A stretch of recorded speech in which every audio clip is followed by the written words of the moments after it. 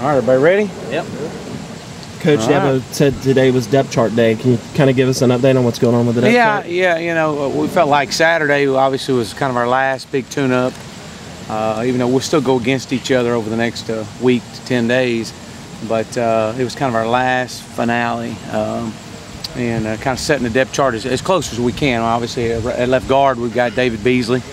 At right tackle, Shaq Anthony right now has been working there with intent, hopefully, to get Gift back. We should have him back. He worked out a little bit, so he's slowly coming back. Excited about getting Gift back. Going to give us some depth right there.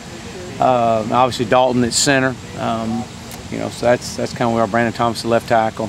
I know he probably talked to you about the quarterback situation right now. You know, Cole finished the fall camp, obviously, as the number 2 guy. Chad Kelly's definitely, and Morgan Roberts are the next 2 guys behind them. You know, hopefully we can hold Chad as long as we can, but you know, he's definitely making a strong push to find his way in. But we feel good with what we got right now. Taj obviously being our number 1 guy, so that's kind of where we are as far as depth chart with those positions. What about tight end? Brandon Ford and Stanton Seckinger are the 2 guys right there. They're going to give us the most versatility. We'll follow that up with, you know, you got Cooper, Sam Cooper, and so those kind of your top 3 guys right there as you get going into the season. How comfortable do you feel with the line going into last week camp right now? Well, you know, how comfortable do I feel?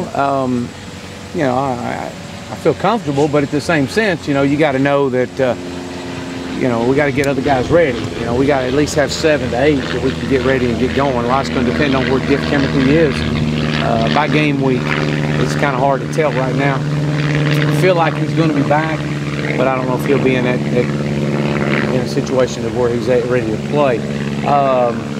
You know, we got still you know, with Dalton in there. Dalton gives us a whole nother dimension. You know, our confidence level is definitely high when Dalton's in there. Hopefully we'll have it set for him in there. Ryan Norton will be the backup center. You know, we're trying not to put you know, as much pressure on Ryan as we can. But you know, those guys still got a long way to go. The last 3 days of practice that we've had has been their 3 best days. We've had to really challenge those guys, almost to the point of just being ugly. You know, and I hate to be ugly, but sometimes being nice doesn't work. So, but they've responded, and it's good to see for the last 3 days. I think that's been their best 3 days of camp. When you look at Taj's progress, sometimes these guys have that quote-unquote sophomore slump and everything, and sometimes it may be just they don't have that same thirst for learning. What have you seen from Taj's camp so far? Well, it's not Taj. Taj definitely has a hunger for learning. He wants to be the best. He wants you to coach him hard. He's very much a leader, if not the leader of this football team. Not this offense, but this football team. Everybody looks to him, both good and bad. So, you know, you hope you continue for him to grow in his maturity level. You know, he's going to make mistakes through the course of the season. It's not a matter of if he does, it's when he does. We all know he will.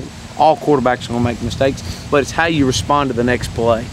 And those are the things that we've got to get better at with him, and you know, taking care of the football. You know, we don't need you know, uncostly turnovers in critical situations or critical misses.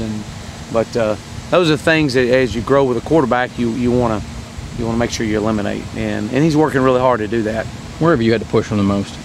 Well, you know, from the depth standpoint behind him, there's not really a lot of push that's forcing him to, man, I better be on my game or I'm going to get, like other positions. You know, I know coaches talked about some of our up front guys. I mean, there's guys that are pushing each other every day. So from that standpoint, you know, I've got to be that guy. I've got to be that guy that has to, you know, I got to stay on him the entire time. And so it's every day. You got to coach him hard and stay on him. What would it take for Gift Timothy to start in that football game? Obviously, you say you hope you have him back, but what would it take? Well, I think he's got to be ready to go by next Monday. I do, and from that point, it's going to be our evaluation to see if he's capable of making the you know, his footwork and where he is from a mental standpoint. So that'd be hard to tell, but you know, obviously, if he can't go next Monday and Tuesday, then he can't play. There's no getting around it. know it's been a couple days, but what were your main talking points from Saturday scrimmage? Well, I thought Saturday scrimmage was probably our best. Like I said, the last 3 days have been our best 3 days from an offensive standpoint. There were some good things. Both the ones and the twos did a lot of good things. Moved the football. We made good decisions about football. We still made some, still had some costly turnovers as far as throwing a couple picks that were just totally avoidable, shouldn't have happened. But it was a great start, or it was a really good start as we get into Auburn prep. I mean, how we finished camp right there in that final scrimmage. So still, you know, again, we still got to coach them hard. We got to strain them. But we'll see. I mean, it was better than what it has been. So, and that was a plus. You mentioned prep for Auburn. Where is that? How does that stand right now? Well, we've kind of started in on that a little bit, and still finishing up camp right now. But you know, we've turned our attention to Auburn, and you know, watching video and talking and doing some things in practice and things that we've seen, and so you know, absolutely, you know, we've kind of started turning that table now. You watching a lot of talking videos? Yeah, I've been watching a lot of video, whole bunch. So from you name it, we've been watching it. So as far back as you want to go. Who have you been most impressed with receiver-wise?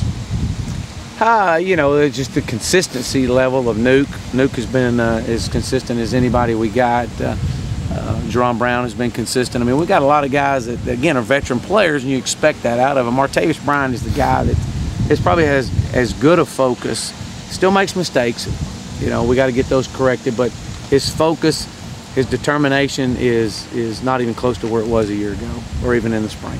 Have you seen a change in those guys, knowing that, you know, Nuke looking like he would be the main guy, and those other guys looking like they're going to get more opportunities? I think with them being in the system for now, 2 springs and, you know, a fall, I think that just the comfort level for those guys has been good. So